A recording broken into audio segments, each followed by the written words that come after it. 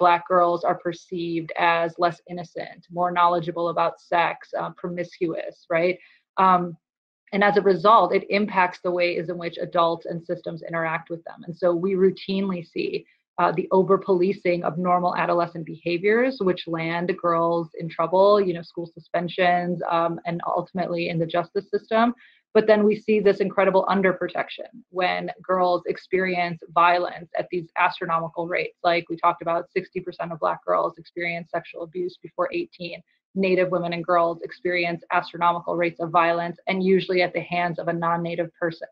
And then there's no accountability. So I think, we have to be very nuanced in our responses to questions like these, because alternatives to incarceration and, just being mindful of the types of responses we need to hold that our system reacts to different groups of people very distinctly, and that some people are afforded certain protections and are deemed, worthy and valuable and therefore entitled to safety and protection, whereas others are not and are discarded. When men and male identifying people experience trauma, it's often more indiscriminate. But when women and female identifying people experience trauma and violence, it's most often at the hands of somebody they know, and often who tells them I love you. And so they manifest and respond to trauma differently. And so we also talk about historical and intergenerational trauma. And I think that's particularly important when we look at Indigenous and Black populations in the United States and the ways in which that is carried down.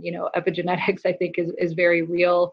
And so substance abuse is a very, common coping mechanism, particularly among Indigenous women and girls here in the United States and elsewhere, who, many of whom, the majority of whom, have suffered sexual abuse and violence, many of whom have experienced life in the sex trade. And so, I think when you talk about those intersections of gender justice, racial justice, and substance abuse, it is just too common a narrative that I think all of us see and hear in the women and girls that we have worked with and that we know.